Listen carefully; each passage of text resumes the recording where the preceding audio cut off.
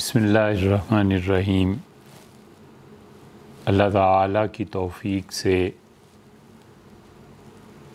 ہم نے یہ بات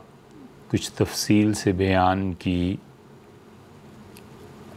کہ جب بھی دنیا میں کوئی سلطنت قائم ہوگی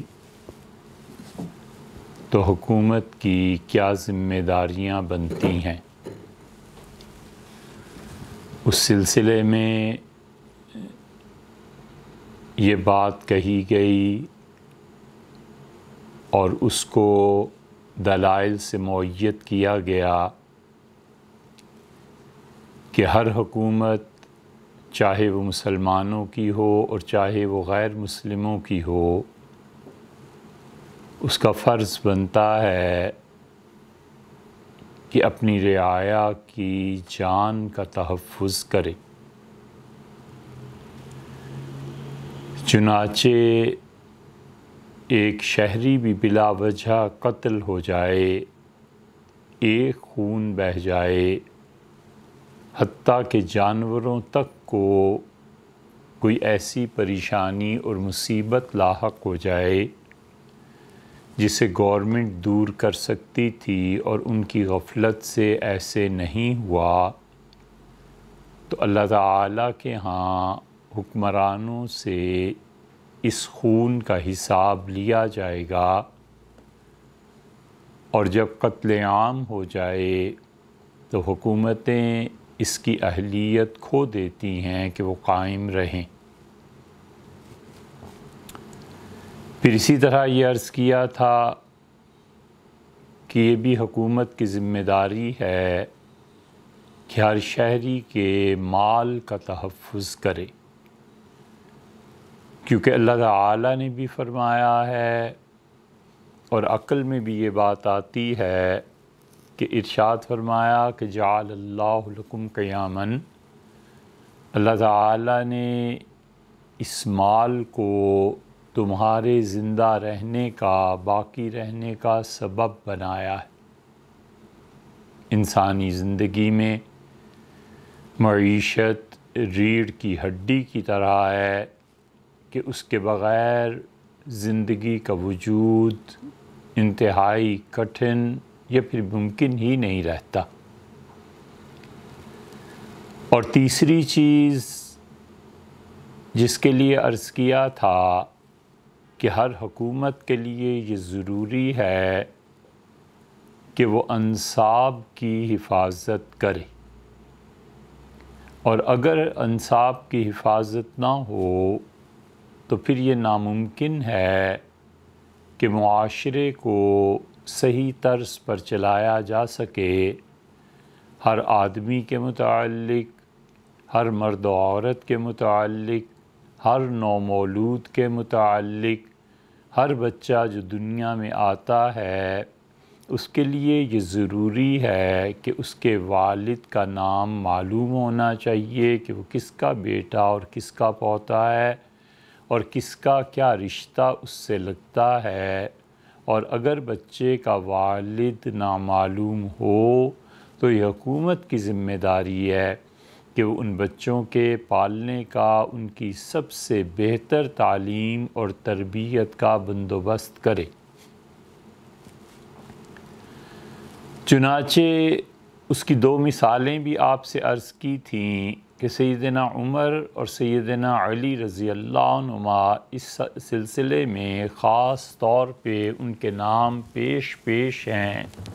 کہ وہ لوگ اس کی بہت زیادہ اہمیت کو سمجھتے تھے، اور انہوں نے بارہا یہ کہا کہ اگر ایسے بچے ہوں مملکت میں تو ہمیں وہ اس دنیا کی بڑی سے بڑی نعمت سے زیادہ اچھے لگتے ہیں۔ وجہ اس کی یہ ہے کہ یہ بچہ مظلوم ہو جائے گا، والد نہیں ہوگا، کون اس کی تربیت کرے گا، کون اس کا خیال رکھے گا اور کون اس کے معاشی بوجھ کو اٹھائے گا۔ اور سیدنا عمر رضی اللہ عنہ کی باندی مرجانہ کے ساتھ ایک ایسا قصہ پیش آ گیا تھا، اور یہ سب چیزیں آپ کو مصنف ابن ابی شیبہ، مصنف عبد الرزاق اور سیدنا عمر رضی اللہ عنہ کے حالات وغیرہ ان حضرات کے جہاں ہیں وہاں پر مل جائیں گی۔ اسی لیے حضرت رسالت مآب صلی اللہ علیہ وسلم کے متعلق جو یہ حدیث بنائی گئی یا گھڑی گئی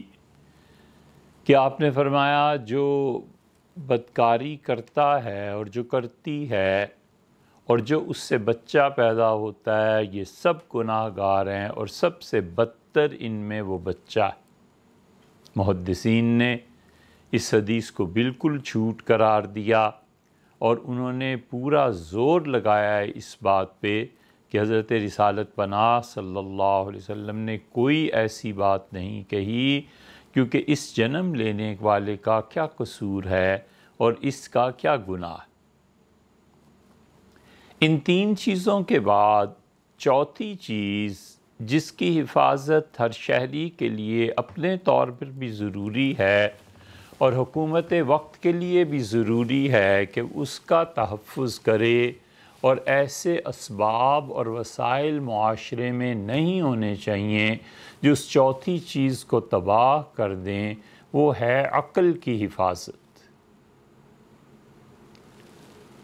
کوئی ایسی چیز جو انسان کی عقل کو ختم کر دے وہ معاشرے میں نہیں چلے گی اور نہ اسے چلنے دیا جائے گا، کیونکہ اگر لوگوں میں عقل نہیں رہے گی اور لوگ کسی بھی وجہ سے احمق ہو جائیں، چاہے وہ وقتی طور پر ہوں اور چاہے وہ مستقلاً ہوں، ان لوگوں کا کیا بنے گا؟ اور معاشرے میں اگر ان چیزوں کی اجازت دے دی جائے تو اس حالت میں کہ جب کہ اسے عقل نہیں ہے وہ کچھ بھی طے کر سکتا ہے اور وہ کچھ بھی اس میں گڑبڑ ہو سکتی ہے، حتیٰ کہ سیدنا عمر رضی اللہ عنہ اتنی زیادہ اس چیز کی حفاظت کرتے تھے کہ کوئی شخص جذبات کے غلبے کی وجہ سے کوئی ایسی چیز نہ کر بیٹھے جس کی وجہ سے بعد میں اسے نقصان اور پریشانی کا سامنا کرنا پڑے۔ چنانچہ حدیث میں آیا ہے کہ امیر المومنین سیدنا عمر رضی اللہ عنہ نے اگرچہ یہ قانون نہیں بنایا لیکن وہ کہتے تھے کہ شادی کے فوراً بعد جو ہبہ ہوتا ہے اور دلہن جو چیزیں اپنے سسرال والوں کو دیتی ہے، یاد رکھنا اس کا کوئی اعتبار نہیں حتیٰ کہ پہلے بچے کی ولادت ہو جائے یا شادی پر 1 سال گزر جائے۔ انہوں نے یہ کیوں فرمایا اپنی رعایا سے؟ اس کی تہہ میں اگر آپ پہنچیں تو جب دلہن سسرال میں جاتی ہے تو ان کا دل جیتنے کی کوشش کرتی ہے، بہتر سے بہتر چیز اپنے دیور کے لیے، بہتر سے بہتر چیز اپنی نند کے لیے، ساس اور سسر کے لیے پیش کرتی ہے کہ اس گھر میں یگانگی، موافقت اور محبت کا ایک ماحول پیدا ہو، اور سال میں کہیں جا کر پھر پتہ چلتا ہے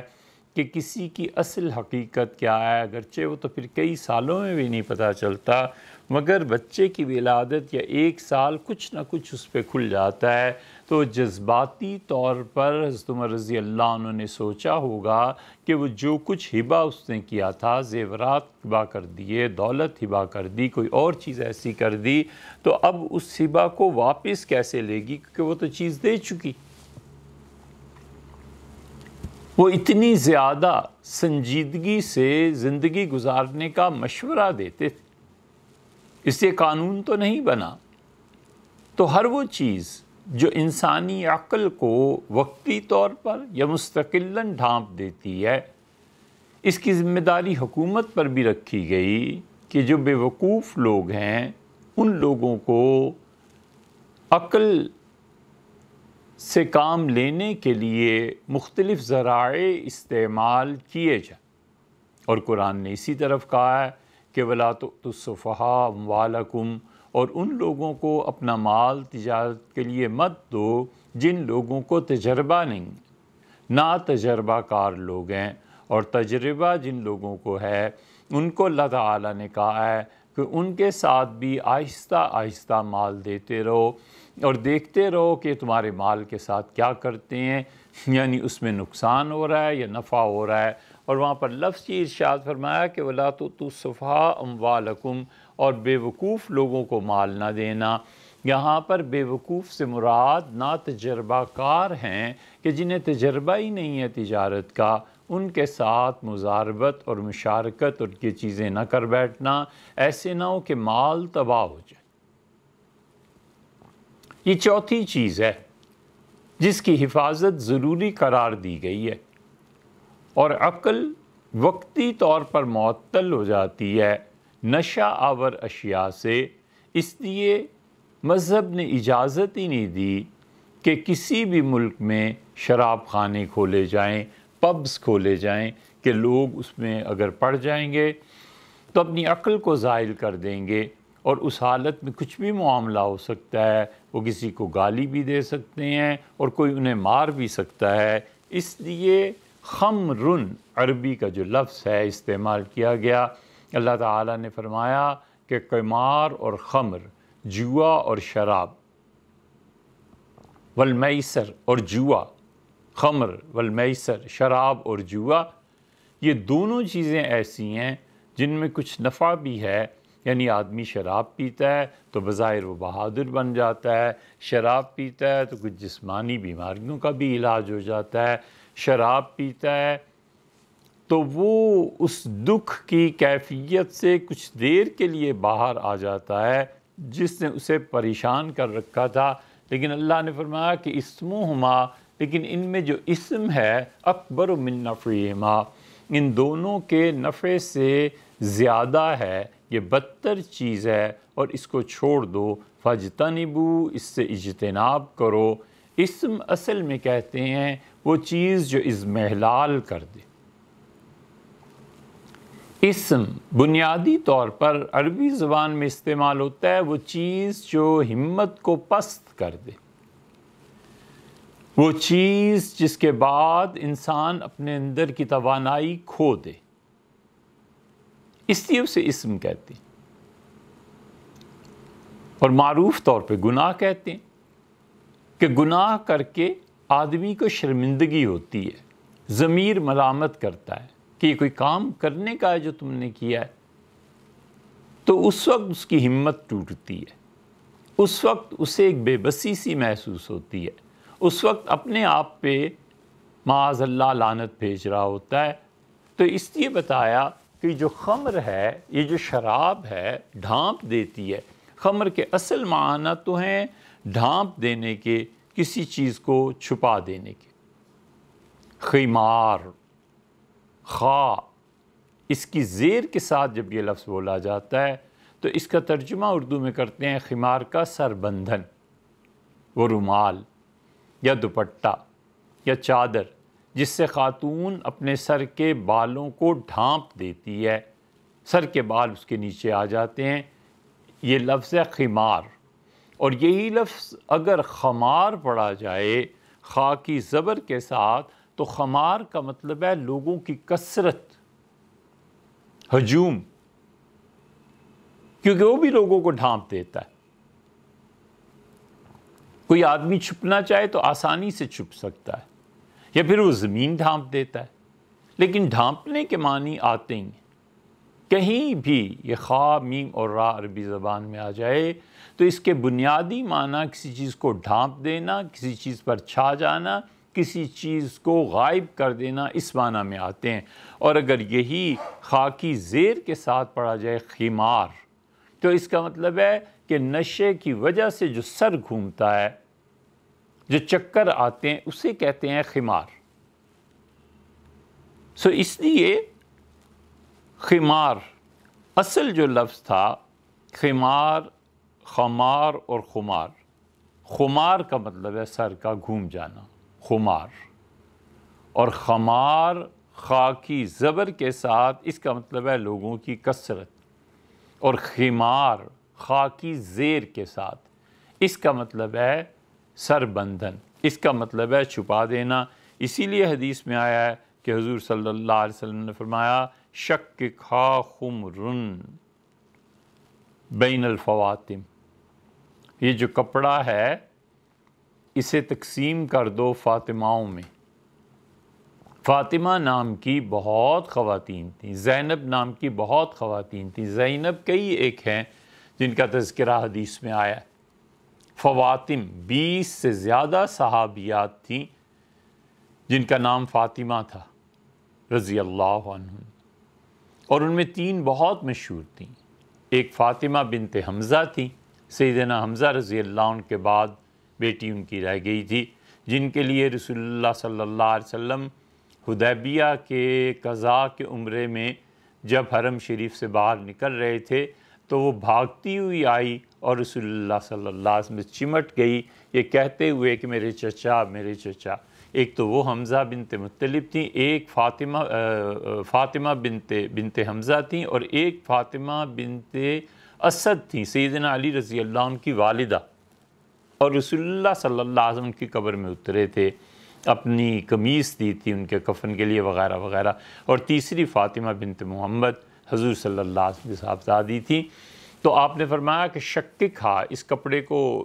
ٹکڑے کر دو اور فاطماؤں کو دے دو، یعنی یہ کہ وہ تینوں اپنے لیے سربندن اس سے بنا لیں گی۔ تو خمار عربی میں اسی لیے اس چیز کو خمرن شراب، خمار وہ جو چیز ڈھانپ لیتی ہے انسانی عقل کو، اسی لیے شریعت اسے منع قرار دیتی ہے کہ دیکھو اگر تم لوگ نشے کی عادت میں پڑ جاؤ گے تو معاملہ سارا گڑبڑ ہو جائے گا۔ نشے کی حالت میں نماز نہیں پڑھی جا سکتی، نشہ ہو گیا، مال کے معاملات نہیں کیے جا سکیں گے، نشے میں اگر تم گر گئے تو پھر تمہیں اس کے بغیر چین ہی نہیں آئے گا۔ سیدنا عمر رضی اللہ عنہ تو زیادہ گوشت کھانے سے منع فرماتے تھے، اور فرماتے تھے یہ گوشت بھی شراب کی طرح ہو جاتا ہے، لوگوں مت زیادہ گوشت کھایا کرو، ہفتے میں 2 بار کھا لو بس، وگرنہ اس کے بعد تمہیں اس کی عادت پڑ جائے گی، جیسے شراب پینے والے کو عادت پڑ جاتی۔ اسی لیے حکومت کا فرض ہے کہ وہ نشہ آور اشیاء کو اپنی سوسائٹی سے ختم کرے، اور اگر کوئی آدمی اس کا ارتکاب کرتا ہے تو اس پر تعزیر جاری کی جائے یا حد جاری کی جائے، یہ دونوں چیزیں آگے آ جاتی ہیں۔ اور ہوا یہ کہ تاریخ دمشق اگر آپ دیکھیں تو اس کی 47ویں جلد میں سیدنا عمر رضی اللہ عنہ کے کچھ حالات وہاں لکھے ہوئے ہیں۔ اس کے ضمن میں اگر آپ پڑھیں گے تو آپ کے ملے گا، ابن عساکر دمشقی رحمۃ اللہ علیہ لکھی ہے۔ ابن عساکر رحمۃ اللہ علیہ 571 ہجری میں پیدا ہوئے، اور ابن عساکر دمشقی رحمۃ اللہ کی قبر وہ اور کچھ عرصے میں مٹ جائے گی۔ یہ 2 قبریں جو ہیں یہ بہت خطرے میں ہے۔ ایک ابن قیم رحمۃ اللہ علیہ کی قبر دمشق میں ہم نے اسے دیکھا، بالکل روڈ کے کنارے آ گئی ہے، وہ قبرستان میں کہیں بلڈوزر چلائے گئے ہیں، روڈز نکالی گئی ہیں، ایک ان کی قبر کبھی مٹ جائے گی۔ اور ایک ابن عساکر رحمۃ اللہ جس سے بڑے آدمی کی قبر کو ہم نے دیکھا کہ ان کے ایک طرف ٹرن لینے کے لیے ایک روڈ نکالی گئی ہے، ایک روڈ سیدھی جا رہی ہے، درمیان میں دمشق میں ان کی قبر آ گئی ہے۔ ممکن ہے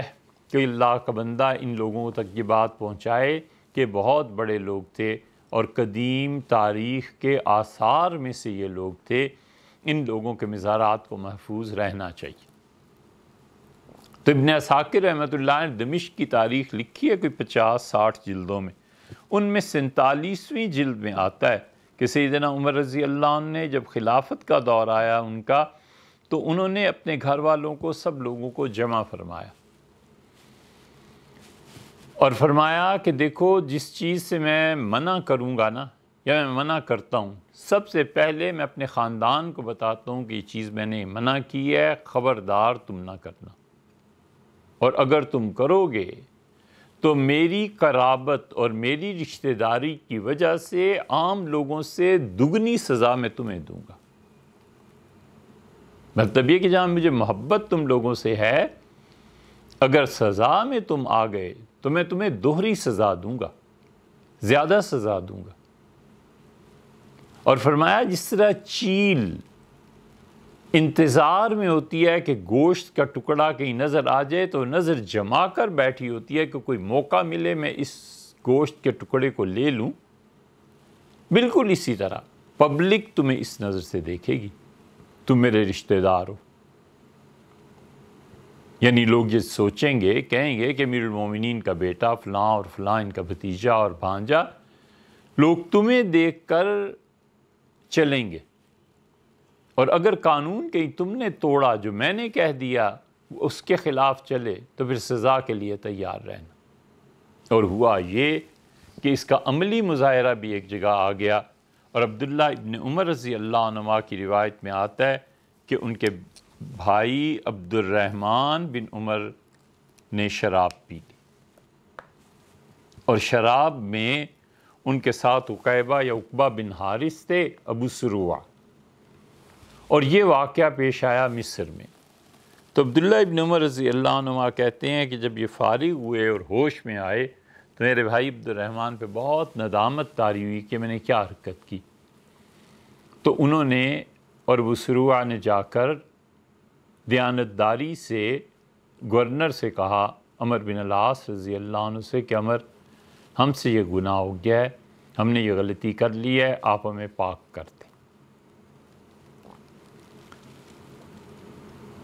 عمر بن العاص رضی اللہ عنہ نے گھر بھیج دیا اور یہ بتا دیا کہ جب مناسب وقت ہوگا عدالت میں تو تم پہ حد جاری کی جائے گی۔ گھر آ گئے، انہوں نے آ کے عبداللہ ابن عمر رضی اللہ عنہ سے کہا۔ عمر بن العاص رضی اللہ عنہ کا یا اس زمانے میں مختلف لوگوں کا ایک یہ طریقہ بھی تھا کہ جس پر حد جاری کی جاتی تھی اس کا سر مونڈ دیتے تھے، کیونکہ بال رکھنا اصل میں رسول اللہ صلی اللہ علیہ وسلم کی سنت ہے، تو عمومی طور پہ لوگ بال رکھتے تھے، تو جب سر مونڈتا تھا کوئی تو پھر ہوتا تھا شبہ کہ اس نے کیا ایسی بات کیا جو سر مونڈ دیا اس نے۔ سر نہیں منڈواتے تھے عام طور پہ لوگ۔ اسی لیے سیدنا عثمان رضی اللہ عنہ نے جب ابو ذر غفاری رضی اللہ عنہ سے کہا کہ میں نے سنا ہے کہ تم ابو بکر عمر رضی اللہ عنہ وہاں پہ تنقید کرتے ہو، تو انہوں نے اپنی ٹوپی اتار کے رکھ دی اور ان کا حضرت میرے سر پہ بال ہیں، ایسے نہیں ہے کہ میں نے بال منڈوا دی ہوں۔ یعنی یہ ان لڑکوں کی حالت تھی جو دین کے نام پر قتل کرتے تھے، خوارج، وہابی، ہمارے زمانے کے طالبان، یہ سب سر منڈاتے تھے۔ ان کا حضرت میں ایسا تشدد پسند نہیں ہو گیا۔ تو عبداللہ ابن عمر رضی اللہ عنہ کہتے ہیں کہ مجھے پتہ نہیں تھا کہ بھائی نے وہاں جا کر کہہ دیا ہے حکومت میں۔ میں نے کہا آؤ میں تمہارا سر مونڈ دوں۔ ہم لوگ اس ہستی کی اولاد ہیں کہ ہمارے سر بھرے بازار میں نہیں مونڈے جاتے، گویا اپنے والد سیدنا عمر رضی اللہ عنہ کی عزت اور حرمت کا خیال کرتے ہوئے تو انہوں نے سر مونڈ دیا، فرق تو کوئی نہیں پڑا۔ اور عمر بن العاص رضی اللہ عنہ نے عمر بن العاص رضی اللہ عنہ پہ حد جاری کر دی،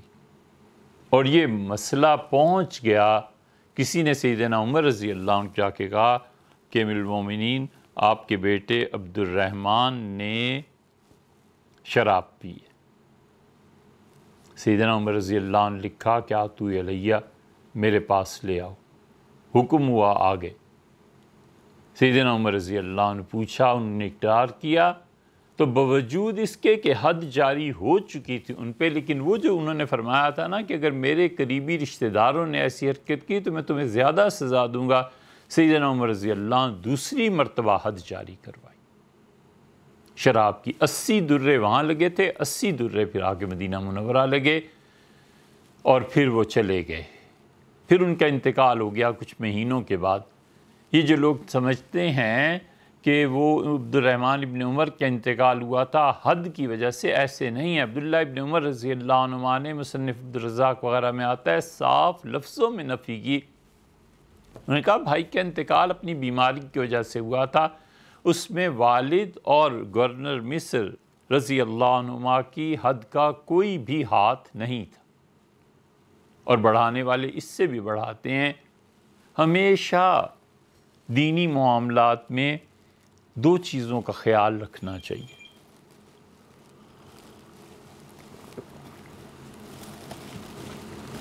ایک تو جب بھی آپ دین کے متعلق کوئی بیان سنیں، کسی کی بھی تقریر سنیں، تو سننے کے بعد آپ یہ ضرور سوچیں کہ آپ کے علم میں کیا اضافہ ہوا۔ عمل کے لیے کیا چیز ملی؟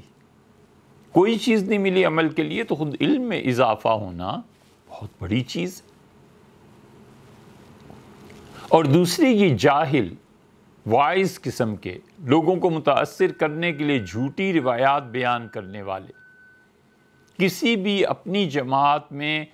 اضافے کے لیے لوگوں سے گمراہ کن روایات بیان کرنے والے، حضرت رسالت پناہ صلی اللہ علیہ وسلم پر جھوٹ بولنے والے، ان کی صحبت اور ان کو سننے سے بچنا چاہیے۔ آدمی انہی چیزوں میں پڑھ کے کبھی اپنا ایمان برباد کر لیتا ہے۔ اس لیے بنانے والوں نے یہ قصہ بنایا کہ سیدنا عمر رضی اللہ عنہ عبد الرحمن پر حد جاری کی، پھر عبد الرحمن کا حد میں انتقال ہو گیا، پھر سیدنا عمر رضی اللہ عنہ نے جو باقی درے تھے اس کی قبر پہ جا کے مارے۔ لا حول ولا قوت الا باللہ، سب جھوٹ ہے۔ عبداللہ ابن عمر رضی اللہ عنہ نے کہا کہ میرے بھائی کا جو انتقال ہوا تھا وہ عام بیماری کی وجہ سے ہوا تھا، والد صاحب نے جو حد جاری کی تھی اس کا کوئی اس میں مسئلہ نہیں تھا۔ یہ کیوں حد جاری کرتے تھے؟ اسی لیے کہ عقل رہتی نہیں۔ حافظ ابن حجر رحمۃ اللہ علیہ فتح الباری میں یہ روایت لائے ہیں۔ بخاری میں ایک حدیث آئی ہے، اس کے ضمن میں حدیث اصل میں یہ آئی ہے، ہم آتے ہیں اس بات پہ پھر، کہ سیدنا علی رضی اللہ عنہ حد جاری کرتے تھے شراب کی، اور شراب کی کیا حد تھی رسول اللہ صلی اللہ علیہ وسلم کے زمانے میں یہ طے نہیں ہوئی تھی، اور نبی کریم صلی اللہ علیہ وسلم بہت مرتبہ ان چیزوں سے درگزر بھی فرماتے تھے۔ وہ درگزر کی بات آگے آ جائے گی، یا بھی سنا دیتے ہیں۔ درگزر اس طرح بھی ہوتا تھا کہ ایک آدمی نے شراب پی اور متوالا ہوا اور چل پڑا، پاگل پنے کی کیفیت۔ چلتے چلتے وہ حضرت عباس رضی اللہ عنہ جو رسول اللہ صلی اللہ علیہ وسلم کے چچا ہیں، ان کا دروازہ کھول کے ان کے گھر کے اندر چلا گیا۔ عباس رضی اللہ عنہ نے کہا اللہ کے رسول وہ تو مجھ سے لپٹ گیا، میں پریشان کہ یا اللہ یہ کیا مصیبت ہے، بڑی مشکل سے اسے دھکے دے کے میں نے نکالا، آج میرے ساتھ یہ ہوا ہے۔ تو حضور صلی اللہ علیہ وسلم ہنس پڑے، لیکن یہ نہیں فرمایا کہ اس کو ڈھونڈ کے لاؤ حد جاری کرو، کچھ نہیں فرمایا۔ تو درگزر اس طرح سے بھی ہو جاتا۔ سیدنا علی رضی اللہ عنہ حد جاری کرتے تھے، اور صحیح بخاری میں آیا ہے، انہوں نے فرمایا میری حد کے جاری کرنے سے، قانون کے نافذ کرنے سے کوئی آدمی مر جائے تو مجھے کوئی افسوس نہیں ہے، سوائے ایک کے کہ شرابی پہ جب میں حد جاری کروں اگر وہ مر جائے تو اس میں ڈرتا ہوں۔ چنانچہ ایسے ہوا 2 مرتبہ، اور سیدنا علی رضی اللہ عنہ نے کہا کہ اس کی موت کی وجہ سے اس کے خون کی دیت سرکاری مال سے ادا کی جائے۔ وجہ اس کی یہ ہے کہ بنیادی طور پر شراب کے لیے رسول اللہ صلی اللہ علیہ وسلم نے حد متعین نہیں فرمائی تھی، سیدنا ابوبکر رضی اللہ عنہ بھی کوئی حد متعین نہیں فرمائی۔ سیدنا عمر رضی اللہ عنہ کے زمانے میں جب چیزیں بڑھی ہیں، مسائل بڑھے ہیں، تو انہوں نے شورا کو بلا لیا۔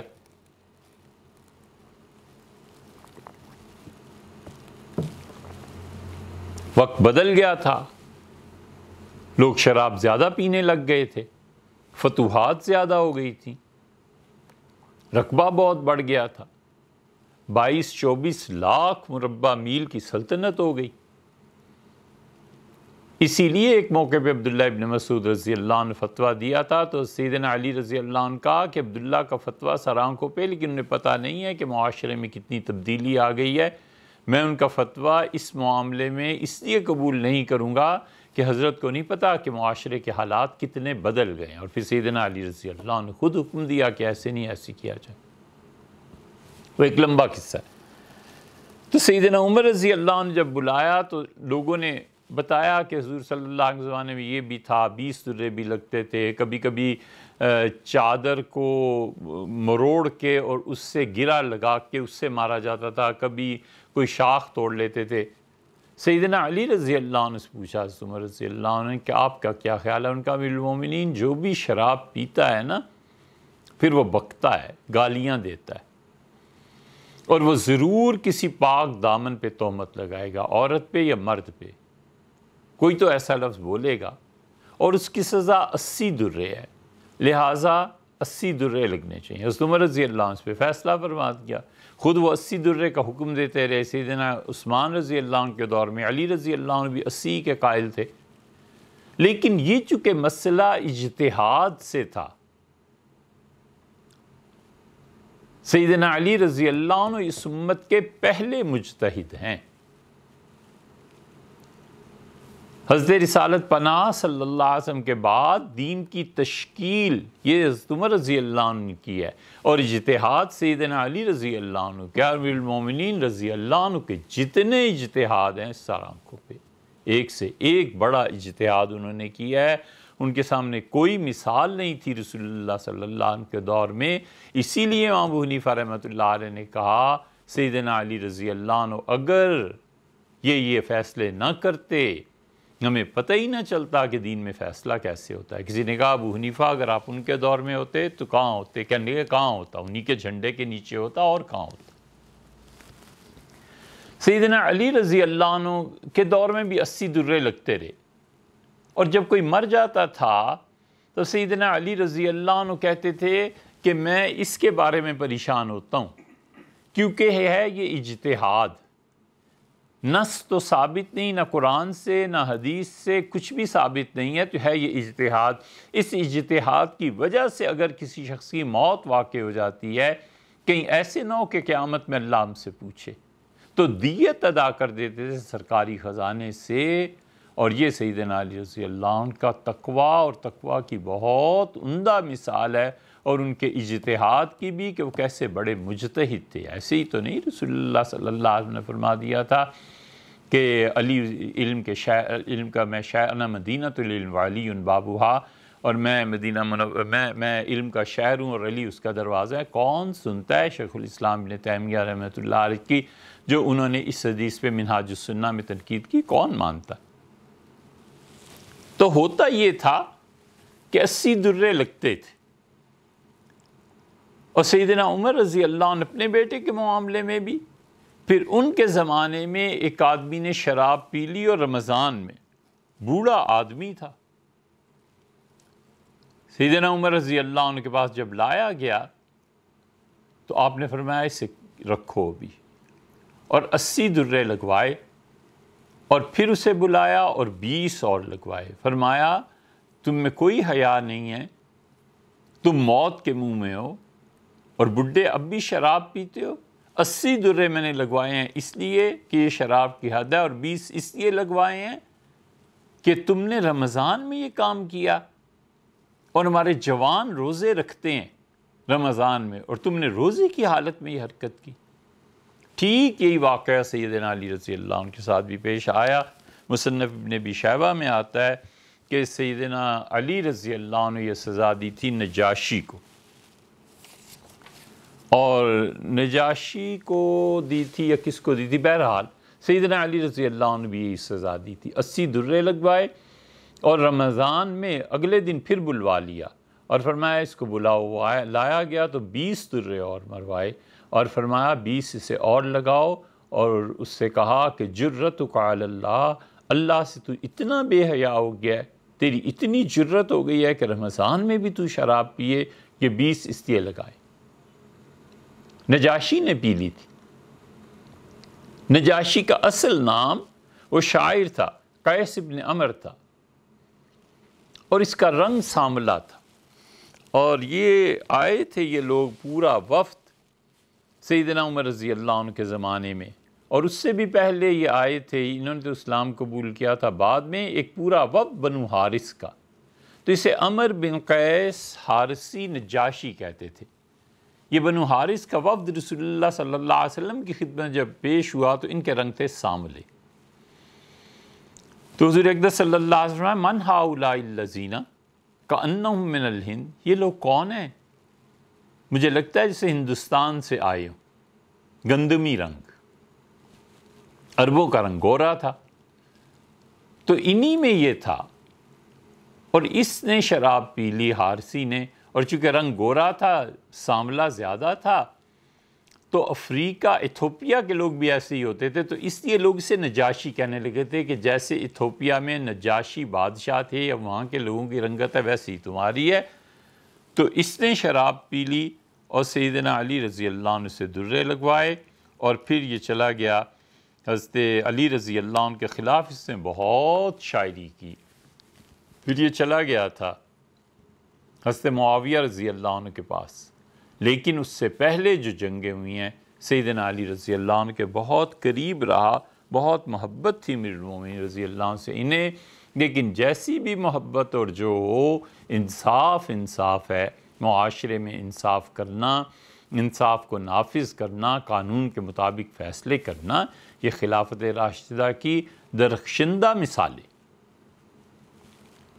اس لیے اتنی تفصیل سے عرض کیا ہے کہ یہ چوتھی چیز ہے جس کا معاشرے میں تحفظ چاہیے، جان کا، مال کا، نسب کا، عقل کا۔ دنیا میں کوئی ایک آدمی ایسا بتائیں جو کہے میں ایسے معاشرے میں رہنا چاہتا ہوں جہاں جان کا کوئی تحفظ نہ، جو چاہے جس کو مار دے۔ کوئی ہے عقل مند ایسا؟ کوئی یہ کہے کہ مال کا تحفظ نہیں چاہیے، جو جس کو چاہے لوٹ لے، میں ایسے ملک میں رہنا چاہتا ہوں؟ کوئی ہے جو ایسے کہے کہ میں ایسے ملک میں رہنا چاہتا ہوں جہاں نسب کا کوئی تحفظ نہ ہو، جو جس کے ساتھ چاہے مکالمہ کرتا پھرے، اور اس کی اولاد کسی سے ہو اور یہ خود کسی کی اولاد سے ہو، کوئی پرواہ نہیں ہے؟ کوئی معاشرہ ایسا ہے دنیا میں جس میں کہیں کہ عقل ہو یا نہ ہو میں اس معاشرے میں رہنا چاہتا ہوں؟ دیوانے ہوں لوگ، اور کوئی آدمی عقل کے مطابق کام نہ کرتا ہو تو مجھے کوئی پرواہ نہیں۔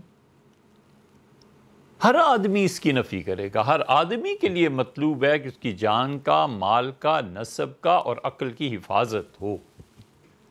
اب ہم آتے ہیں پانچویں چیز پہ، اب اس کو غور سے سنیے کہ دنیا میں کوئی آدمی ایسا ہے جو کسی ایسے معاشرے میں رہنا چاہتا ہے کہ وہ کہتا ہے میری جان کی کوئی قیمت قدر نہیں ہے، نہ صحیح میں رہوں گا، میرے مال کی کوئی قیمت اور قدر نہیں ہے، نہ صحیح میں رہوں گا، میری عقل کو خراب کرنے والی نشہ آور ساری اشیاء کھلے بندوں بک رہی ہیں، مجھے کوئی پرواہ نہیں، میں رہوں گا، اور میرا نسب، میں خود کس سے پیدا ہوا ہوں اور مجھ سے کون آگے پیدا ہو رہا ہے، مجھے کوئی پرواہ نہیں، میں اس میں رہوں۔ کوئی ہے دنیا میں جو اس کو کہے؟ اسی لیے جس ملک میں جان کا تحفظ نہ ہو، جس ملک میں مال کا تحفظ نہ ہو، جس ملک میں چوری چھپے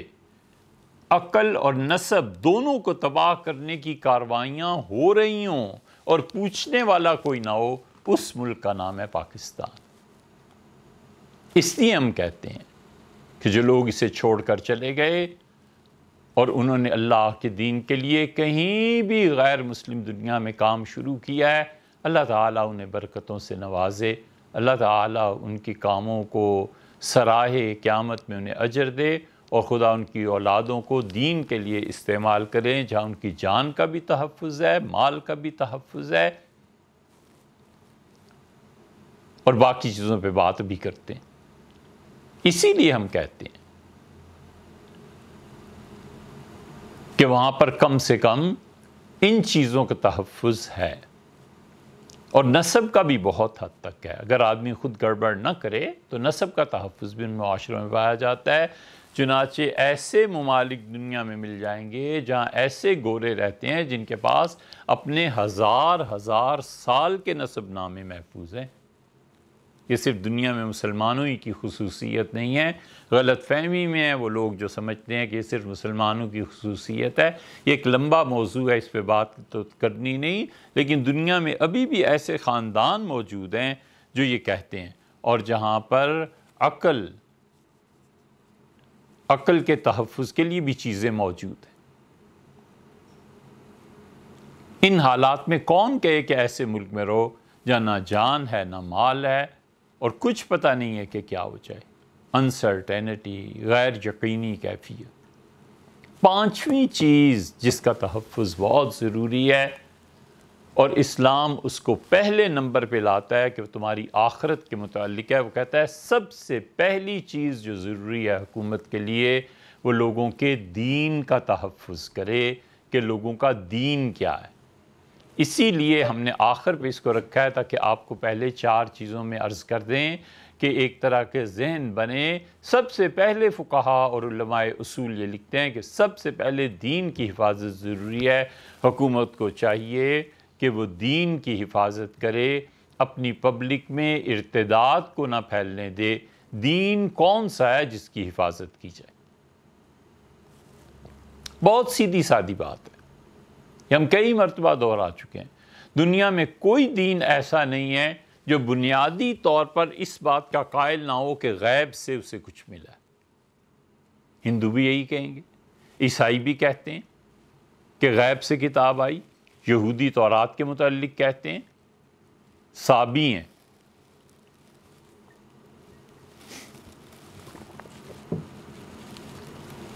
وہ جو ستاروں کی پرستش کرتے ہیں ان میں یہ ثابت ابن قرہ وغیرہ، تحفہ اثنا عشریہ جو حضرت شاہ عبدالعزیز صاحب محدث دہلوی رحمۃ اللہ علیہ لکھی ہے، انہوں نے اس صابیوں کی تو بات نقل کی ہے ایک جگہ اہل تشیع کو جواب دیتے ہوئے جنہوں نے رؤیت باری تعالیٰ کا انکار کیا ہے۔ حضرت نے اسی ثابت بن قرہ کو لیا ہے جو صابی ہے، حضرت نے لکھا ہے کہ اس کو دیکھو وہ کیا کہتا ہے، اور وہ کہتا ہے کہ زحل کی روح میرے پاس آئی اور ستارہ مریخ اس وقت زائچے میں فلان جگہ تھا، یہ تھا وہ تھا۔ یہ ساری چیزیں مطالعے سے تعلق رکھتی ہیں رؤیت باری تعالیٰ میں۔ اس لیے ہر کوئی جو دین کا مدعی ہے، چاہے وہ کسی بھی دین سے ہے، وہ غیب سے اپنا کنیکشن ضرور جوڑے گا۔ کہے گا کہ خواب کسی کو آیا تھا، کہے گا کہ وہی کسی پہ آئی تھی، کہے گا کہ الہام ہوا تھا، کہے گا کہ غیب سے کسی طریقے پہ رہنمائی ہوئی تھی۔ ہمیں صرف یہ دیکھنا ہے کہ غیب سے جو رہنمائی ہوئی ہمارے نزدیک بھی مسلم ہے، بالکل ٹھیک ہے، دین اس کے علاوہ قائم نہیں ہوتا۔ یہ پہلا کلیہ۔ اور دوسرا کلیہ یہ ہے کہ پھر جو بھی وحی غیب سے آئی ہے، جو بھی خواب آیا ہے، جو بھی کوئی چیز آئی ہے، وہ دنیا میں محفوظ کہاں ہے؟ تورات وہ محفوظ نہیں رہی، انجیل وہ محفوظ نہیں رہی، بدھ مت کی کتاب اس کی کوئی دلیل نہیں ہے، صابی جو کچھ کہتے ہیں اس کی کوئی دلیل نہیں ہے، ہندو جس مذہب اور دھرم کی بات کرتے ہیں اس کی اوریجنلٹی کہاں سے ہے؟ وہ تو چلا ہے اس زمانے سے جب دنیا میں جن اور انسان اکٹھے رہتے تھے، اور جس طرح انسانوں میں رسول آتے تھے جنات میں بھی رسول آتے تھے۔ سورہ انعام میں ایک جگہ ہے، ہم نے اس کی تفسیر بیان کی ہے، ہندوستان میں جنات میں انبیاء علیہ السلام آتے تھے، جن جو نبی ہوا کرتے تھے، لیکن وہ ساری چیزیں تبدیل ہوئی ہیں، تحریف ہوئی ہیں۔ کوئی دعویٰ نہیں کر سکتا کہ یہ کتاب اتنے ہزار سال پرانی جو ہے یہ بالکل 100% ٹھیک ہے۔ جب کہیں بھی غیب سے آئی ہوئی کوئی چیز محفوظ نہیں رہی تو ایک ہی جگہ ہے وہ جہاں پر محفوظ ہے، اور وہ قرآن ہے۔ ٹھیک جس طرح وہ غار حرا میں نازل ہوا تھا اب تک ویسے کا ویسا ہی ہے۔ 1400 سال، 1500 سال میں ایک لمحے کے لیے بھی وہ دنیا کی نظروں سے اوجھل نہیں ہوا، ایک لمحے کے لیے بھی وہ کہیں نہیں گیا۔ اور آخری پیغمبر حضرت رسالت پناہ صلی اللہ علیہ وسلم 1500 سال سے قبر شریف مدینہ منورہ میں موجود ہے۔ تاریخی ہستی ہیں، تاریخ کی فل لائٹ میں اللہ نے انہیں بھیجا ہے۔ حتیٰ کہ لوگوں نے جو ان پہ اعتراضات کیے ہیں، جو پھپتیاں کسی ہیں، معاذ اللہ جو کفر کمایا ہے، وہ تک لکھا ہوا ہے۔ واحد ہستی تاریخ کی نظر میں وہ، اور واحد مذہب، واحد کتاب وہی جو آئی تھی، اس کے علاوہ پھر دین ہے کہاں؟ کہیں صحیح دین ملے تو ہمیں بھی لے چلیں، ہم اسی بنیاد پہ یہاں قائم ہیں کہ اے خدا تیرا پیغام آخری جو آیا ہے وہ یہی ہے اور اب تک محفوظ ہے، اور تیرے آخری نبی صلی اللہ علیہ وسلم جو آئے ہیں یہ ان کا احسان ہے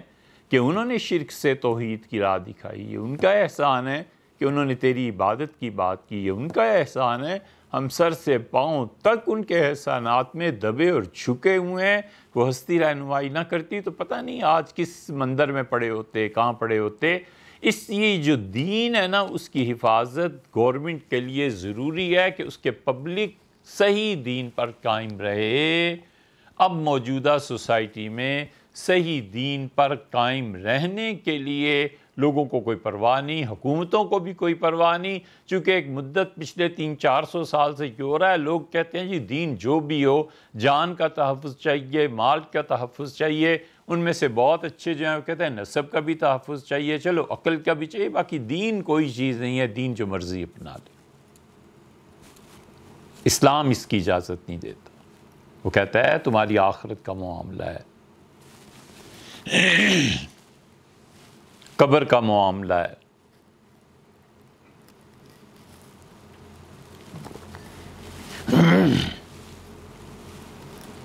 وہ کہتا ہے تمہاری آخرت کا معاملہ ہے، تمہاری قبر کا معاملہ ہے، اللہ کے یہاں جا کے جواب دینا ہے۔ وہ قسم کھا کر کہہ رہا ہے کل ای و ربی، کہہ دے ان سے پروردگار کو اپنی قسم ہے تم ضرور حساب کے لیے بلائے جاؤ گے، تم ضرور اللہ کے یہاں جا کر جواب دو گے۔ تو جب اس قدر شدید یہ چیزیں ہیں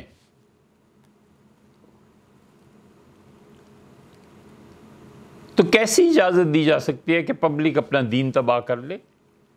لہٰذا جو حکومت لوگوں کے جان، مال، نسب اور عقل کی حفاظت کرے گی، وہ حکومت ان کے دین کی بھی حفاظت کرے گی۔ چنانچہ اللہ نے صاف کہا ہے کہ فَمَنْ شَاءَ مِنْكُمْ فَلْيُؤْمِنْ، تم میں سے جس کا جی چاہے اسلام کو قبول کرے، فَمَنْ شَاءَ فَلْيَكْفُرْ، اور جس کا جی چاہے کفر کرے، کوئی جبر نہیں۔ لا اکراہ فی الدین، ہم دین کی قبولیت میں کسی پر جبر نہیں کر رہے، لیکن جب دین کو قبول کر لو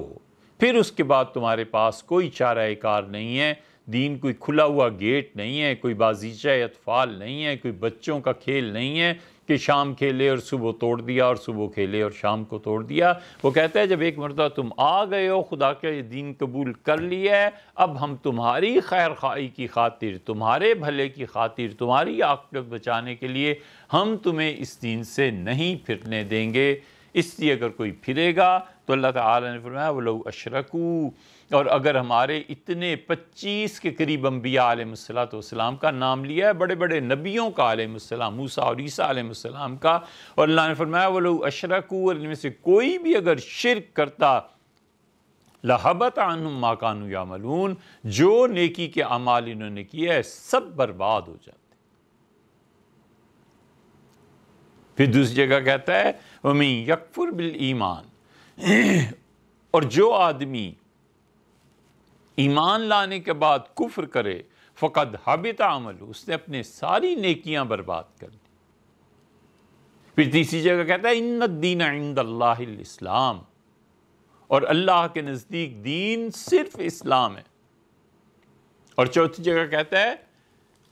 کہ کوئی بھی اسلام کے علاوہ کوئی دین میرے پاس لے کے آئے گا فَلَن يُقْبَلَ مِنْهُ، ہم اس سے اس کا دین قبول نہیں کریں گے۔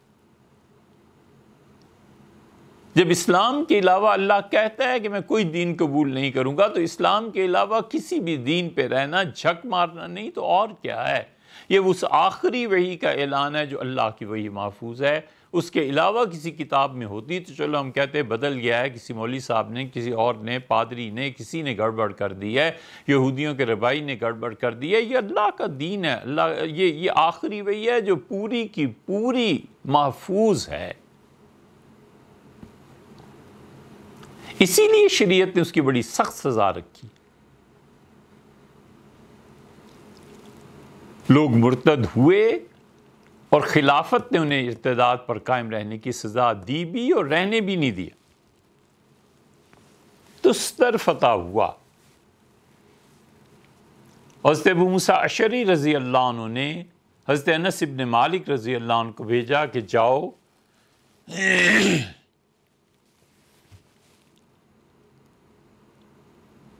حضرت ابو موسیٰ اشعری رضی اللہ عنہ نے حضرت انس بن مالک رضی اللہ عنہ کو بھیجا کہ جاؤ اور امیر المومنین سیدنا عمر رضی اللہ عنہ کو اطلاع کرو کہ ہمیں کامیابی نصیب ہوئی اور اللہ تعالیٰ نے شہر فتح کرا دیا۔ انس رضی اللہ عنہ کہتے ہیں میں جب گیا تو سیدنا عمر رضی اللہ عنہ مجھ سے کہا کہ کوئی نئی تازی نیو اسکوپ، کوئی جدید بات۔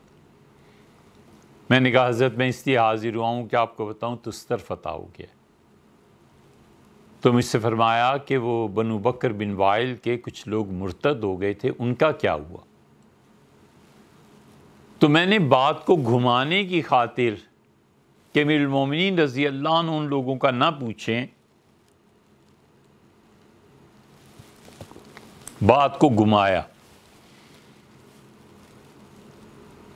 اور میں نے عرض کیا کہ حضرت تستر میں یہ چیز تھی، یہ چیز تھی۔ فرمایا میں تم سے پھر پوچھتا ہوں کہ ان کا کیا ہوا؟ تو ہم نے کہا حضرت ہمارے پاس کوئی چارہ کار نہیں تھا سوائے اس کے کہ ان کو قتل کر دیا جاتا۔ سیدنا عمر رضی اللہ عنہ نے کہا کہ اچھا تم نے سزا نافذ کر دی، اور پھر فرمایا کہ تم نے ان پہ اسلام پیش کیا تھا، اسلام کی دعوت دی تھی،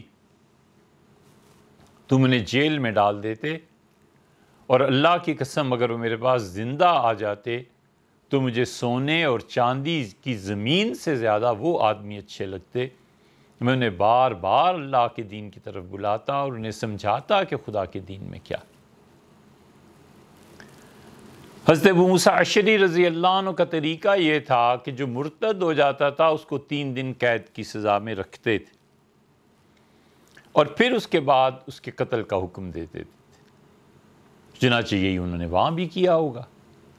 تو حضرت عمر رضی اللہ عنہ کا انس رضی اللہ عنہ کہتے ہیں جب میں نے سارا قصہ بتایا تو انہوں نے کہا میرے پروردگار میں نے حکم نہیں دیا تھا کہ انہیں اس طرح جلدی مار دیا جائے، اور اے میرے پروردگار اس پہ گوار ہے کہ میں اس پہ خوش بھی نہیں ہوں۔ یہ نہیں ہے کہ ارتداد کی سزا کا انکار فرمایا، یہ ہے کہ اگر وہ میرے پاس ہوتے تو میں انہیں سمجھاتا۔ ایک جگہ آتا ہے فرمایا میرے پاس ایسے لوگ آ جائیں میں انہیں جیل میں رکھوں، صبح و شام بہترین کھانا انہیں کھلاؤں اور ان سے پوچھوں کہ کس چیز نے تمہیں آمادہ کیا ہے کہ اللہ کی ساخری اور صحیح دین کو چھوڑ دو، اور پھر میں انہیں اسلام کی دعوت دوں۔ سیدنا علی رضی اللہ عنہ تو اس معاملے میں اتنے وسیع الظرف تھے کہ فرمایا ایسے لوگ مجھے مل جائیں تو میں انہیں 1 مہینے تک قید میں رکھوں اور میں ان کے پاس بار بار جاؤں اور اسلام پہ جو شبہات انہیں دور کروں، اور 1 مہینے تک بھی اگر میری بات نہ سمجھیں تو پھر میں مرتد کی سزا ان پہ نافذ کروں۔ کوئی بھی خوش تھوڑا ہی ہے مرتد کی سزا پہ، لیکن یہ ضرور ہے کہ اسلام ایک زندگی کا طریقہ ہے۔ پبلک کو اگر دین کی آزادی اس طرح سے دے دی جائے کہ مسلمان ہونے کے بعد پھر کسی دین کو اختیار کرنا چاہیں تو پھر خدا کا دین ہے یا بازیچہ اطفال ہے۔ سیدنا عمر اور علی رضی اللہ عنہما تو باقاعدہ خلیفہ راشد تھے، وہ ہستی جس کے بارے میں رسول اللہ صلی اللہ علیہ وسلم نے فرمایا تھا کہ اگر میں کسی شخص کو بغیر مشورے کے امیر المومنین بنا دیتا، یعنی مسلمانوں کا حکمران بنا دیتا، یہ اصطلاح تو بعد میں شروع ہوئی ہے، فرمایا تھا کہ اگر میں کسی آدمی کو بغیر کسی سے مشورہ کیے ہوئے خلافت دے دیتا تو یہ تمہارے عبداللہ ہیں، عبداللہ ابن مسعود۔ عبداللہ ابن مسعود رضی اللہ عنہ پہ رسول اللہ صلی اللہ علیہ وسلم کو غیر معمولی اعتماد تھا، غیر معمولی۔ صبح کی نماز پڑھائی، ایک آیت میں کچھ بات ہو گئی تو سلام پھیرا تو کسی نے عرض کیا کہ اللہ کے رسول فلاں آیت رہ گئی قرات سے، تو حضور صلی اللہ علیہ وسلم نے ایک دم سے بات فرمائی، آپ نے فرمایا میرے پیچھے عبداللہ نے نماز نہیں پڑھی، ابن مسعود کہاں ہیں؟ مطلب یہ کہ اگر آیت میں نے چھوڑ دی تھی تو ابن مسعود نے مجھے کیوں نہیں لقمہ دیا؟ بے پناہ اعتماد تھا۔ سیدنا عمر رضی اللہ عنہ نے ان کا منصب رکھا تھا کہ وہ کوفہ جائیں۔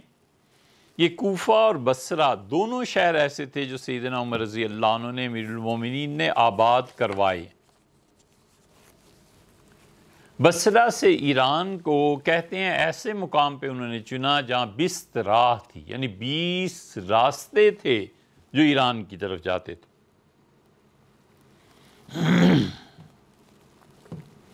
اور اس 20 راہ کو ہوتے ہوتے بصرہ بن گیا۔ اور بھی وجوہ لکھی ہیں، بڑے پڑھے لکھے لوگ، بصرہ کے لوگ، بہت امیر کبیر صحابہ کرام رضی اللہ عنہ کی وہاں کی ہجرت، پھر ان بصرہ والوں کا اصرار اہل مدینہ کہ سیدنا علی رضی اللہ عنہ کو خلافت ملے، اور اہل بصرہ وہ سب اس کے حق میں تھے کہ سیدنا طلحہ رضی اللہ عنہ کو خلافت ملے۔ ان کی رائے کا ایک وزن تھا۔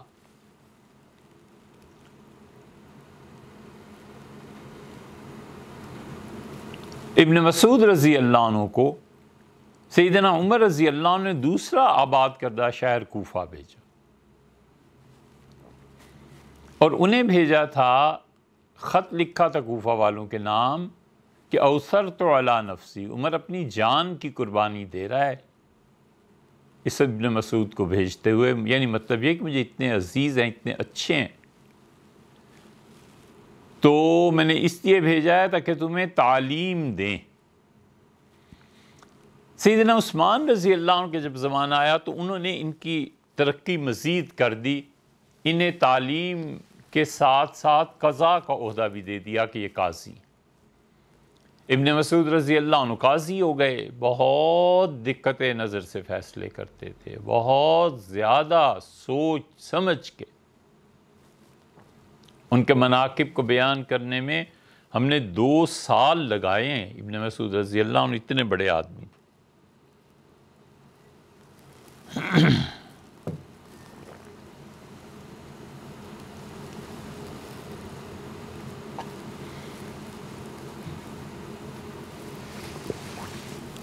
آدمی لایا گیا، کہا گیا شراب پیے۔ سیدنا عمر رضی اللہ عنہ امتحان لیتے تھے، فرماتے تھے اس کی چادر کو مختلف چادروں میں مکس کر دو، پھر اسے کہتے تھے اپنی چادر ڈھونڈ، وہ ڈھونڈ لیتا تھا، فرماتے تھے اتنا نشہ اس میں کہاں ہے کہ حد جاری کی جائے۔ ابن مسعود رضی اللہ عنہ سے بات کرنے لگے، وہ باتوں میں ٹھیک تھا، اسے کہا جاؤ۔ لوگوں نے کہا حضرت اس کا منہ سونگھ لے، فرمایا نہ، رسول اللہ صلی اللہ علیہ وسلم منع فرمایا ہے، ہم کیوں خام خواہ کسی انسان کے پیچھے پڑ جائیں؟ روک دیا منہ سونگھنے سے۔ لوگوں نے کہا شراب اس کی داڑھی پہ سے گر رہی ہے۔ ابن مسعود رضی اللہ عنہ نے کہا پی ہے یا نہیں پی، مجھے اس سے غرض ہے، وہ باتیں مجھ سے ٹھیک کر رہا ہے، میں نہیں اس کو جانتا، لے جاؤ اس سے۔ حدود کا نفاذ یہ کوئی سپاہیوں اور پولیس کی بات نہیں ہے،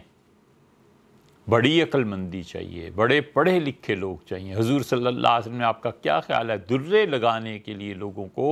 ابن مسعود کو، حضرت عمر کو، علی کو، معاذ رضی اللہ عنہ اور طلحہ وغیرہ رضی اللہ عنہ کو رکھا تھا، اتنے بڑے بڑے اکابر کو، تاکہ یہ حد جاری کریں تو کہیں ایسے نہ ہو کہ اللہ کے یہاں کوئی پکڑ ہو جائے۔ یہ عبداللہ ابن مسعود رضی اللہ عنہ قاضی ہو گئے، اور کوفہ کے قاضی جب بنے ہیں تو ان کے دور میں ایک واقعہ ہوا، اور اس سے پہلے یہ واقعہ ہوا تھا رسول اللہ صلی اللہ علیہ وسلم کے زمانے میں، خود ارشاد فرمایا انہوں نے، یہ ابن کثیر رحمۃ اللہ علیہ کی البدایہ والنہایہ ہے، اور 5ویں جلد ہے اس کی۔ ابن مسعود رضی اللہ عنہ خود کہتے ہیں کہ ابن نواحہ اور ابن اسال یہ 2 قاصد تھے لمسیلمۃ الکذاب الی رسول اللہ صلی اللہ علیہ وسلم، مسیلمہ کذاب نے انہیں بھیجا تھا حضرت رسالت مآب صلی اللہ علیہ وسلم کی خدمت میں۔ فقال لہما، ان دونوں آنے والے سفراء سے، سفیروں سے حضور صلی اللہ علیہ وسلم نے فرمایا اتشہد انی رسول اللہ، کیا تم اس بات کی گواہی دیتے ہو کہ میں اللہ کا رسول ہوں؟ فقالا، یہ دونوں بولے اور ان کا کہ تشہد، آپ گواہی دیتے ہیں کہ مسیلمہ جو ہے وہ رسول اللہ ہے، یعنی اللہ کا رسول ہے، معاذ اللہ۔ قال رسول اللہ صلی اللہ علیہ وسلم، حضور صلی اللہ علیہ وسلم فرمایا آمنت باللہ ورسولہ، میں اللہ پر ایمان لایا اور میں اللہ کے تمام رسولوں پر ایمان لایا۔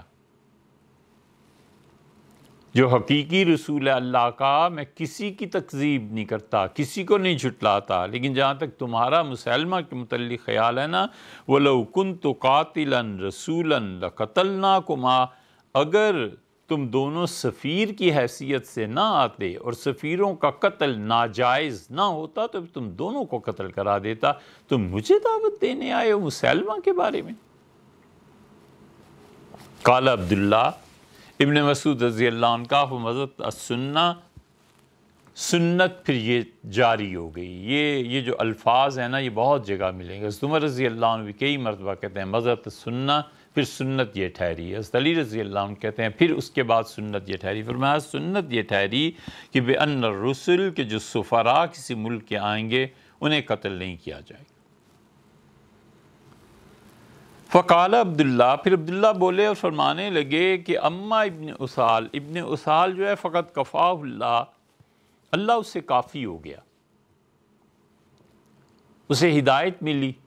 اس نے اسلام کو قبول کر لیا۔ وَأَمَّا ابن نواحہ، اور ابن نواحہ جو تھا وہ مسیلمہ کذاب کی رسالت کا قائل رہا۔ فَلَمْ يَزِلْ فِي نَفْسِي مِنْهُ، میرے دل میں تھا کہ یہ جو پہلے مسلمان تھا پھر مرتد ہوا، خدا مجھے کبھی موقع دے اس پہ قابو پانے کا تو پھر میں بتاؤں کہ اسلام کو چھوڑنے کی چیز کیا ہے۔ حتیٰ امکن اللہ منہ، یہاں تک کہ پھر موقع آ گیا، اللہ نے مجھے دے دیا۔ ابن اسال تو فارغ ہو گئے، مسلمان ہو گئے، اور یہ رہ گیا تھا۔ بہقی رحمۃ اللہ علیہ نے کہا کہ اسامہ بن اسال اس کا نام تھا، فإنہ اسلم، اس نے اسلام قبول کیا تھا۔ وقت مضى الحدیث فی اسلامی، ابن کثیر رحمۃ اللہ علیہ کہتے ہیں کہ اس کے اسلام کا قصہ میں پیچھے بیان کر چکا ہوں، اور ابن نواحہ رہ گیا تھا۔ تو روایت کو نقل کرتے ہوئے آگے چل کر کہتے ہیں کہ جا رجل یا عبداللہ، ایک آدمی عبداللہ ابن مسعود رضی اللہ عنہ کے پاس آیا، فقال انی مررت ببعض مساجد بنو حنیفہ، بنو حنیفہ جو قبیلہ ہے حضرت، میں ان کی مسجدوں میں گیا تھا۔ وہم یقرؤون، اور وہ قرآن پڑھ رہے تھے، قراءتن، اور ایسی قراءت پڑھ رہے تھے، ما انزل اللہ علی محمد صلی اللہ علیہ وسلم، حضور اقدس صلی اللہ علیہ وسلم پہ تو اللہ نے ایسی چیز قرآن نازل نہیں کیا۔ میں ان مسجدوں میں گیا جہاں بنو حنیفہ کے لوگ قرآن کی تلاوت کر رہے تھے، لیکن یہ وہ قرآن نہیں ہے جو ہم پہ ہمارے ہاں متداول ہے، جو حضور صلی اللہ علیہ وسلم پہ نازل ہوا ہے۔ میں بڑا حیران ہوں، مطلب اس کا یہ ہے، میں بڑا حیران ہوں حضرت یہ کیا چیز ہے؟ اور اسے بھی سنایا حضرت عبداللہ ابن مسعود رضی اللہ عنہ کو کہ کیا تلاوت ہو رہی تھی، اور تلاوت کرنے والے کہہ رہے تھے وَالطَّاحِنَاتِ طَحْنًا وَالْعَاجِنَاتِ عَجْنًا وَالْخَابِزَاتِ خَبْزًا فَالصَّارِدَاتِ سَرْدًا وَاللَّاقِمَاتِ لُقْمًا، اور قسم ہے ان کی جو چکیاں چلائیں، قسم ہے ان کی جو آٹے کو پیسیں، قسم ہے ان کی خابزات خبزن جو روٹیاں پکائیں، وَالصَّارِدَاتِ سَرْدًا، قسم ہے ان عورتوں کی جو روٹیوں کو شوربے میں بھگو کر لذیذ سالن تیار کریں، اور ان کی قسم ہے جو لقمے بنائیں اور کھلائیں۔ یہ وحی تھی جس کا دعوے دار تھا مسیلمہ کذاب کہ مجھ پر یہ وحی آتی ہے، یہ وحی آئی ہے، اور چونکہ اس کے ماننے والے تھے، نئی نبوت کے مدعی، اور رسول اللہ صلی اللہ علیہ وسلم کے بعد ایک اور نبوت کے قائل مسیلمہ کے لیے، مسیلمہ نے انہیں یہ سکھایا تھا قرآن کے مقابلے میں۔ قرآن میں آیا نا وَالْعَادِيَاتِ ضَبْحًا فَالْمُورِيَاتِ قَدْحًا فَالْمُغِيرَاتِ صُبْحًا، یہ اس طرز پہ بنائے گا، وَالْخَابِزَاتِ خُبْزًا وَالصَّارِدَاتِ سَرْدًا وَاللَّاقِمَاتِ لُقْمًا، یہ اس طرح سے بنایا اس نے۔ ابن مسعود رضی اللہ عنہ سمجھ گئے کہ مسئلہ کیا ہے۔ فَأَرْسَلَ إِلَيْهِمْ عبداللہ ابن مسعود رضی اللہ عنہ نے فوج کو بھیجا اور فرمایا کہ ان سب کو پکڑ کر لے آؤ، تو 70 آدمی گرفتار ہو کے آئے۔ وراسوں عبداللہ ابن نواح، اور ان میں بڑا جو تھا ابن نواح تھا، ان کا سردار ابن نواح یہ وہی ہے جس نے حضور صلی اللہ علیہ وسلم کو معاذ اللہ ارتداد کی دعوت دی۔ اور اسی کے متعلق ابن مسعود رضی اللہ عنہ کا میرے دل میں تھا کہ ایک مرتبہ یہ میرے قابو میں آ جائے تو میں پھر اس سے بتاؤں، تو فَأَمَرَ بِهِ عبداللہ ابن مسعود رضی اللہ عنہ حکم دیا اور اسے قتل کر دیا گیا، اس کا سر اڑا دیا گیا۔ یہ ہے مرتد کی سزا جو سیدنا علی، سیدنا عمر اور سیدنا عبداللہ ابن مسعود رضی اللہ عنہ نے سارے صحابہ رضی اللہ عنہ کی موجودگی میں نافذ کی ہے۔ کوئی ایک آدمی، صرف ایک آدمی کوئی اٹھا اور اس سے کہا حضرت یہ سزا نہ دے، ایک آدمی، بس صرف ایک۔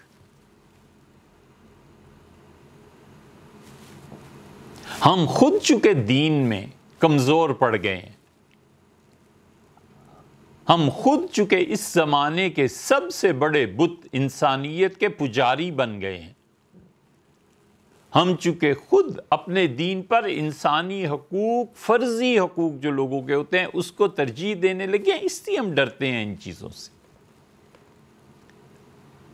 وگرنہ یا تو ہم یہ مانیں کہ خدا کا دین کسی دین کی ضرورت ہی نہیں، زندگی آزادی سے گزارو۔ ہم کہتے ہیں آزادی سے گزارو، پھر کسی کی جان کے تحفظ کی بھی ضرورت نہیں، مال کے تحفظ کی بھی ضرورت نہیں، عقل کے تحفظ کی بھی ضرورت نہیں، نسب کی بھی ضرورت نہیں، اور دین کی بھی ضرورت نہیں، کسی کی ضرورت نہیں۔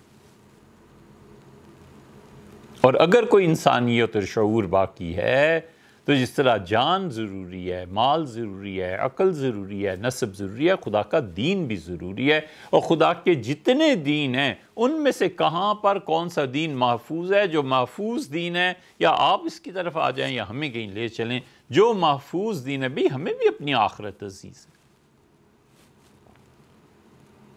ہمیں بھی اللہ کے سامنے پیش ہونا ہے۔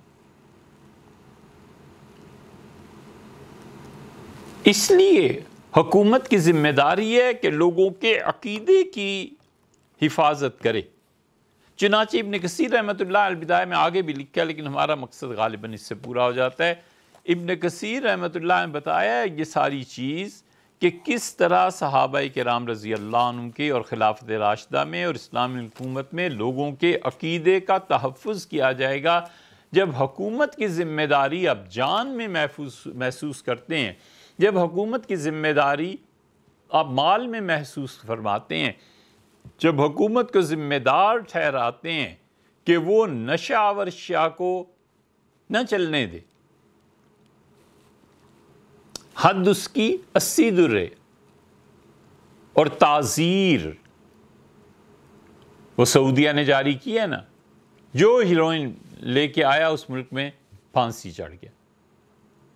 تاکہ اپنے معاشرے کو بچائیں، اپنے جوانوں کو بچائیں۔ اور نسب کی حفاظت ضروری ہے، تو پھر اب سمجھنا چاہیے یہ جو لوگ کہتے ہیں، خاص طور پہ میرے محترم غامدی صاحب جو فرماتے ہیں کہ لوگوں کے دین کا تحفظ، کہ وہ کس عقیدے پہ جی رہے ہیں، یہ گورنمنٹ کی کوئی نہیں۔ اور جو لوگ اس بات کے قائل ہیں کہ گورنمنٹ کو کوئی اختیار نہیں ہے کہ کسی کو کافر قرار دے، وہ یہاں آئیں اور سوچیں، اگر گورنمنٹ کو کوئی اختیار نہیں ہے تو جو اختیار اب سے دین اور نسب اور مال اور عقل پہ دے رہے ہیں، یہاں کیوں نہیں دے رہے؟ اسی لیے ہم کہتے ہیں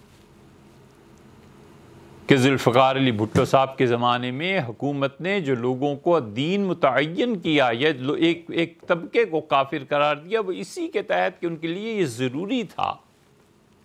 کہ جہاں لوگوں کی جان، مال، نسب اور عقل کی حفاظت کرتے، وہاں دین کی بھی حفاظت کرتے۔ آئین کی یہ شک کبھی بھی منسوخ نہیں ہونی چاہیے۔ منسوخ کرنے کا مطلب یہ ہے کہ آپ مذہبی آزادی کے نام پر لوگوں کو اجازت دے رہے ہیں کہ مرتد ہو جاؤ، اپنے دین کو برباد کر لو۔ اگر یہ اجازت دے رہے ہیں تو پھر یہ بھی اجازت دیجئے کہ پبز کھلنے چاہیے، پھر یہ بھی اجازت دیجئے، معاف کیجئے گا بڑا سخت لفظ ہے، چکلے بھی کھلنے چاہیے۔ یہ بھی اجازت دیجئے کہ بینک لوٹنا جائز ہے، اور یہ بھی اجازت دیجئے کہ ہم ملک میں ایسی دہشت گرد تنظیمیں قائم کریں جو لوگوں کو قتل کریں اور کوئی پوچھنے والا نہ ہو، پھر سب طرف اجازت دیں؟ آپ کو ایک دین ہی کا کیوں ہے؟ اس لیے ہم کہتے ہیں کہ حکومت کا حق بنتا ہے کہ ہر وہ چیز جو اللہ کے دین سے نکال کر ارتداد کی طرف لے جا رہی ہے، حکومت اس سے روکے۔ اور یہیں سے بنیادی طور پر آپ آئیے، غیر مسلم ہمیں مسجدوں کی اجازت دیتے ہیں کہ ہم بنائیں، ہم اس لیے بناتے ہیں کہ خدا کا برحق دین ہمارے پاس ہے۔ آپ منع کر دیں اپنے ممالک میں، نہ صحیح۔ اور ہم اپنے ممالک میں اسی لیے منع کرتے ہیں کہ ہم شراب خانے کی اجازت نہیں دے سکتے، ہم کسی ایسے محلے کی اجازت نہیں دے سکتے، ہم لوٹنے کی اجازت نہیں دے سکتے، قتل کرنے کی اجازت نہیں دے سکتے۔ تو سب گناہوں کی اصل جو شرک ہے، اس شرک مندر اور کرتارپور اس کی اجازت دے دیں۔ جو لوگ آج مندر کی مخالفت کر رہے ہیں، ان سے یہ بھی پوچھ لینا چاہیے کہ وہ جو کرتارپور میں جو کچھ کیا تھا اس وقت مخالفت میں کیوں نہیں اٹھے؟ اس لیے کہ اب وزیر اعظم ہے اور وہاں پر فوج تھی، اس وقت تو کوئی نہیں چیخا۔ حالانکہ دونوں برابر کی چیزیں ہیں، وہاں بھی شرک ہے، یہاں بھی شرک ہے، وہاں بھی غیر اللہ کی پرستش ہے، یہاں بھی غیر اللہ کی پرستش ہے، وہاں بھی اللہ تعالیٰ کے وجود کو مان کر پھر کسی کو اس کا شریک ٹھہرانا ہے، یہاں اسی کے ساتھ ساتھ یہاں بھی شریک ٹھہرانا ہے۔ پھر آخر ایک ہی فعل پر دو جگہ ان مذہبی طاقتوں کے فیصلے مختلف کیوں ہیں؟ اس لیے کہ ہم نے اللہ سے ڈرنا چھوڑ دیا ہے، ہم سیاسی مجبوریوں کا شکار ہو گئے ہیں، ہم مقتدر اور جابر قوتوں کے مقابلے میں کلمہ حق کہنے کی ہمت نہیں رکھتے، ورنہ جرم تو دونوں ایک جیسا ہے، یہاں بھی شرک اور وہاں بھی شرک۔ اگر شرک کے اڈے کھولنے کی اجازت دے سکتے ہیں، ثابت کر لیں پہلے اس بات کو۔ اگر وہ مذہب سچا ہے،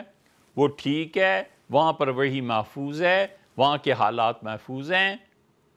ہمیں بتا دیں، ثابت کر دیں، میں پہلا آدمی ہوں جو ہندو ہو جاؤں۔